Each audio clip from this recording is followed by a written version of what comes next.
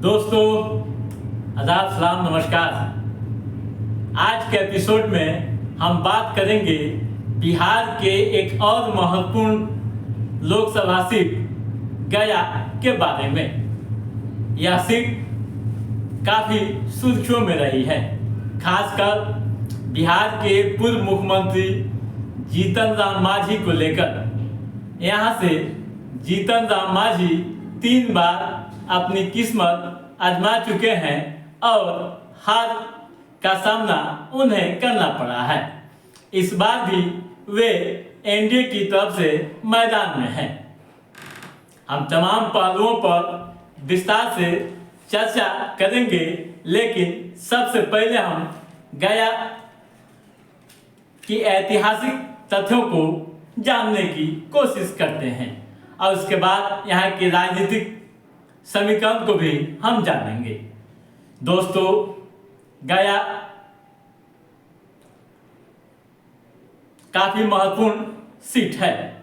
दोस्तों, वही गया है जहां महात्मा बुद्ध आए थे और उन्होंने ज्ञान की प्राप्ति की थी, यहाँ तपस्या की थी। बोधि पेड़ के नीचे उन्हें ज्ञान मिला था और यहाँ महाबोधि मंदिर है जो पूरी दुनिया के बौद्धिस्टों के लिए काफ़ी अहमियत रखती है। यहाँ लोग स्नान करने भी आते हैं। दोस्तों, यह धरती मोक्ष की प्राप्ति के लिए जानी जाती है। अब आइए यहाँ की राजनीतिक इतिहास को पहले हम समझें और उसके बाद आगे की बात करेंगे। दोस्तों, यहाँ का चुनावी इतिहास कई मायनों में काफ़ी महत्वपूर्ण रहा है। यहाँ से कांग्रेस व बीजेपी का दबदबा देखने को मिला है। 1952 के हुए पहले चुनाव में कांग्रेस के सत्येंद्र नारायण सिन्हा सांसद बने थे। उसके बाद 1957 में भी कांग्रेस के ब्रजकिशोर प्रसाद चुनाव जीते थे और यह जीत का सिलसिला उनका जारी रहा और 1962 में भी उन्होंने जीत दर्ज की थी।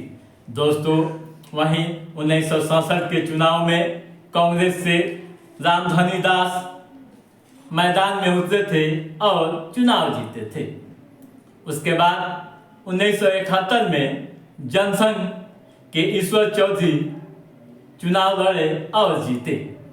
ईश्वर चौधरी 1977 में जनता पार्टी की टिकट पर मैदान में उतरे थे और फिर जीत दर्ज की।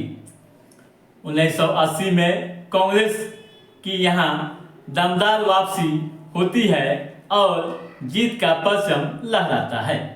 दोस्तों, 1984 में राम स्वरूप राम ही दोबारा जीते। 1989 में जनता दल की टिकट पर ईश्वर चौधरी मैदान में आए और जीत हासिल की। उन्होंने 1996 में भी अपनी जीत दर्ज की। 1998 में बीजेपी के कृष्णा कुमार चौधरी ने अपनी जीत दर्ज की और सदन में पहुंचे। वहीं वर्ष 2004 में राजेश कुमार मांझी राजद की टिकट पर मैदान में उतरे और चुनाव जीते। दोस्तों, 2009 में यहाँ बीजेपी की वापसी होती है और हरि मांझी चुनाव जीतते हैं। 2014 के चुनाव में भी हरि मांझी चुनाव जीतने में कामयाब रहे। दोस्तों, 2019 में विजय कुमार मांझी जनता दल की टिकट पर चुनाव लड़े और जीत दर्ज की। दोस्तों, अब आइए यहाँ का जातीय समीकरण देखते हैं।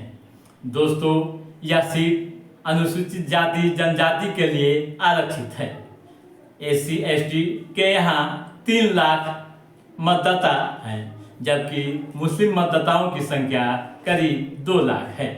वहीं भूमिहार व राजपूत मतदाता भी 2 लाख के करीब हैं।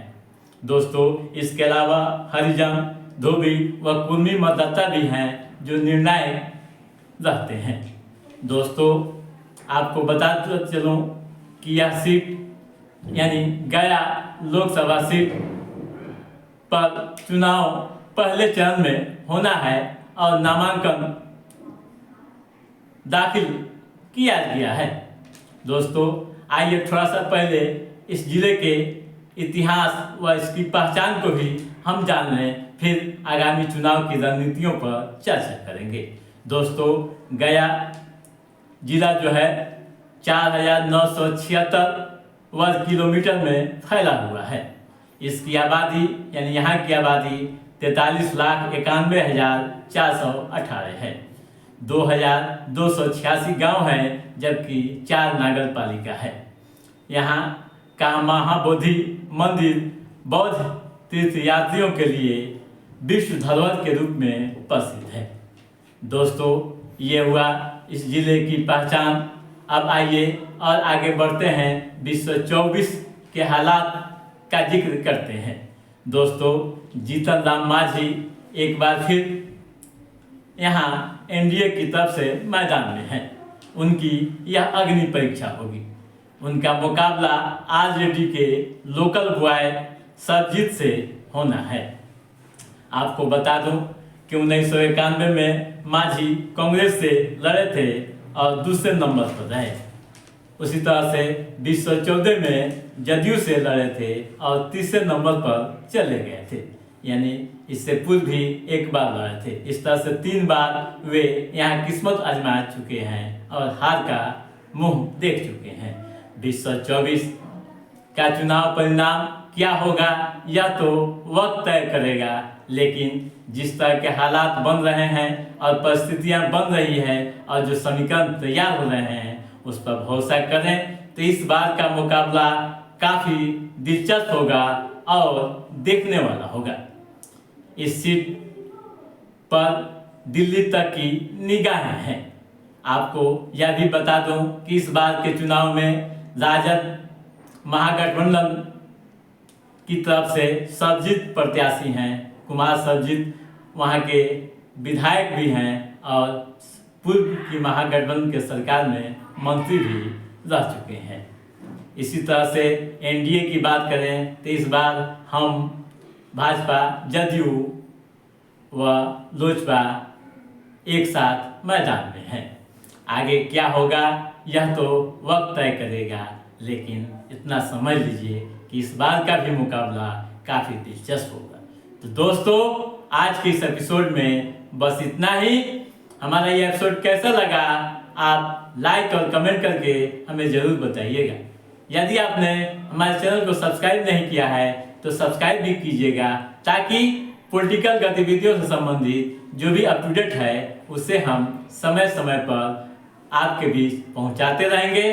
तब तक आप अपने दोस्त को दीजिए इजाज़त।